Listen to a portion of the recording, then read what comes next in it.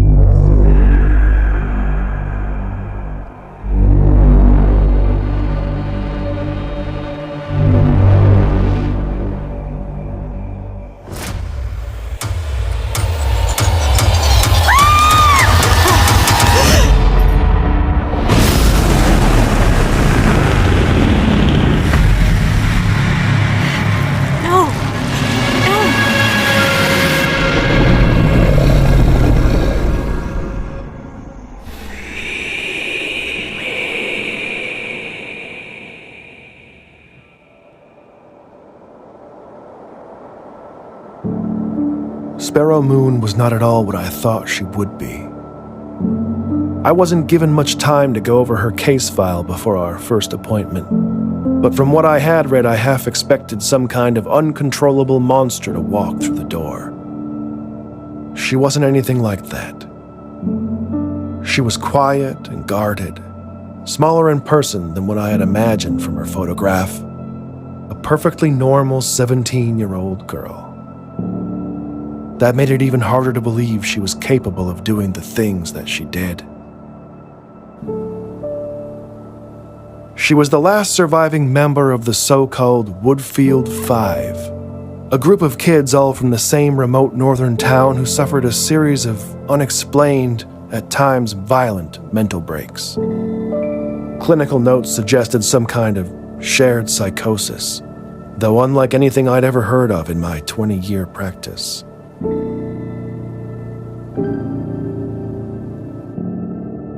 By all accounts, Sparrow had an unremarkable childhood. No indications of behavioral difficulty, good grades in school, active social life, no family history of mental illness to speak of.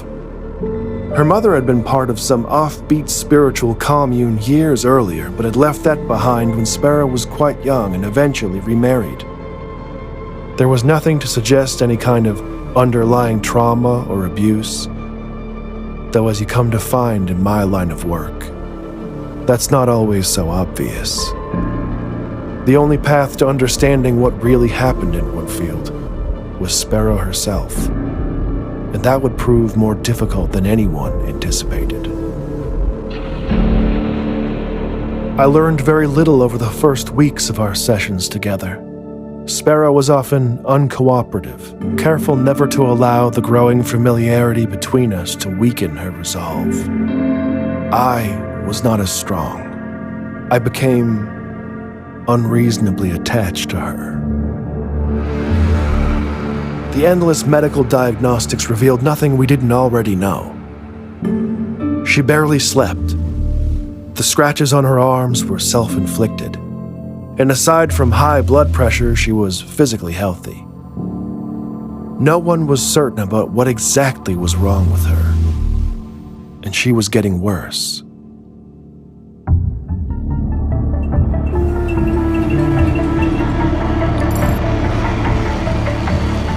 The weeks turned to months, and I was running out of time.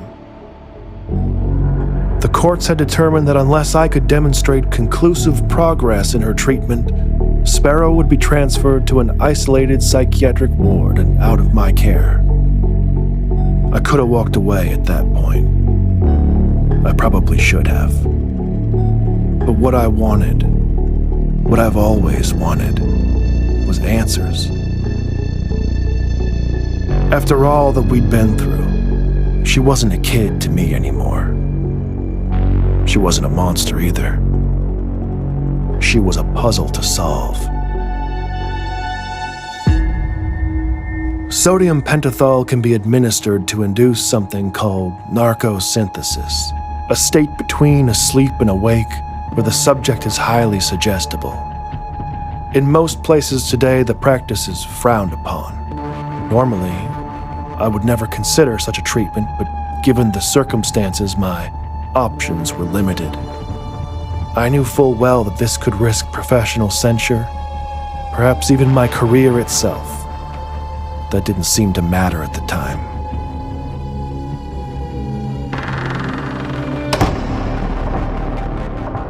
After the injections, Sparrow was brought to my office. We were left alone, and I asked her to count backwards from 10. Though before she even got to 5, it was clear she knew something was wrong. Her breathing became shallow, and her eyes darted around rapidly. She began talking about a mist coming into the room that only she could see. She could hear a voice from within it calling to her. The drug had disoriented her to such a degree that I don't even think she recognized me. Sparrow's small size and chronic fatigue made the dosage I administered tricky. She drifted in and out for several minutes. When lucid, I redirected her, asking if she could tell me what the voice she heard was saying. After a long pause, she finally whispered, "Little bird." At that point, Sparrow was not interested in answering any of my questions. She just spoke, and I listened. She said that it knew. It knew that was what he used to call her. The old man. But the voice wasn't a man's. It was something else. She said it comes with the mist, that it takes things from you and it grows, adding to what it's taken from others. It eats you from the inside. She didn't know its name, but called it the worm. As Sparrow lapsed into unconsciousness, I was left with more questions than answers. I arranged to have her return to her room and resigned myself to the idea that I might never get the chance to understand the truth. That I had failed. I destroyed the records of our last session to prevent the review board from finding out what I had done. It was over. Or at least, that's what I thought. It was that night the dream started.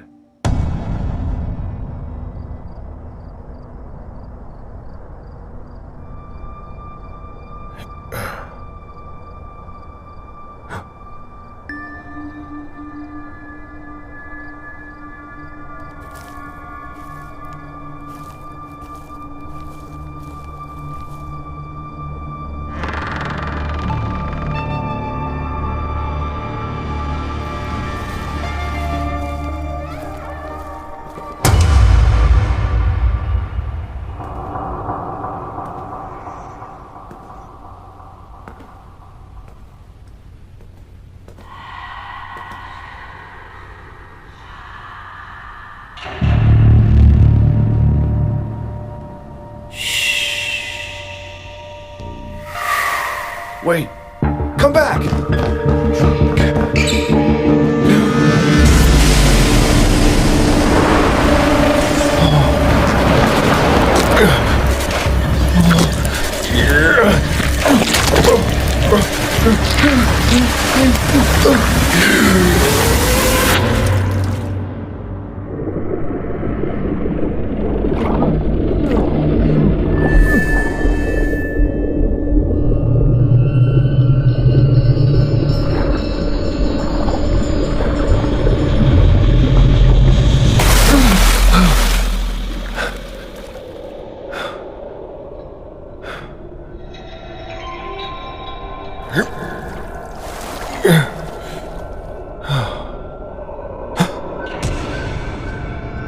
Sparrow.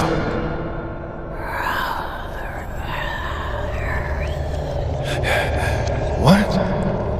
Doctor, I'm so hungry.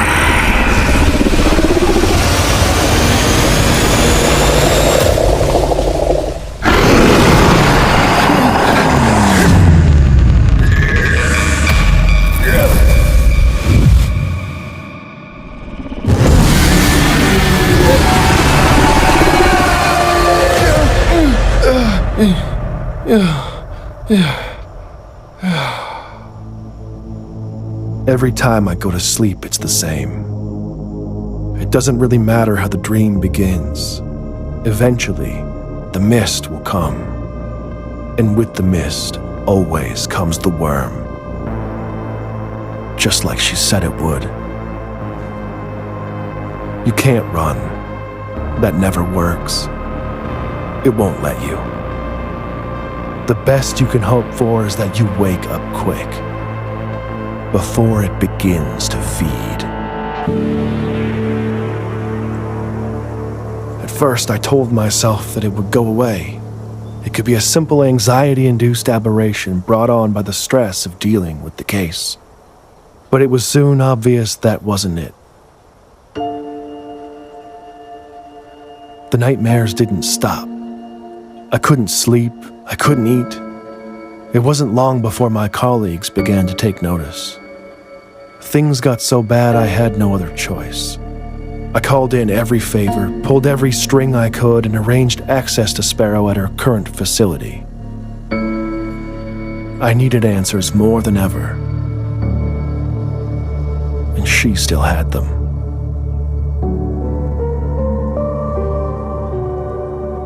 I almost didn't recognize her at first.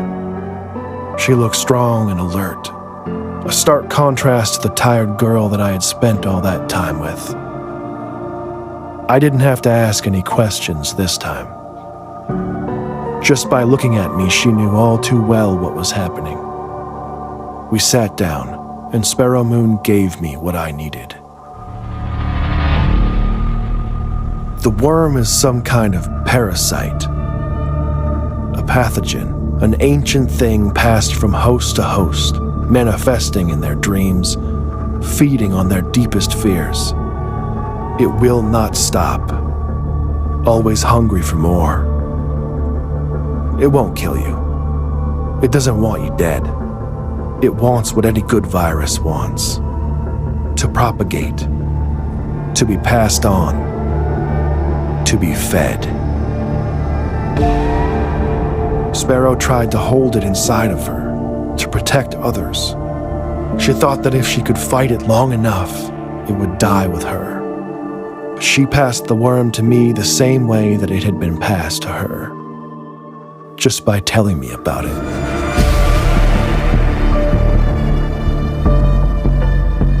You have to believe me. I am sorry for this. Now that I've told you, I don't know when, but sooner or later in your dreams, the mist will come. And with the mist, always comes the worm.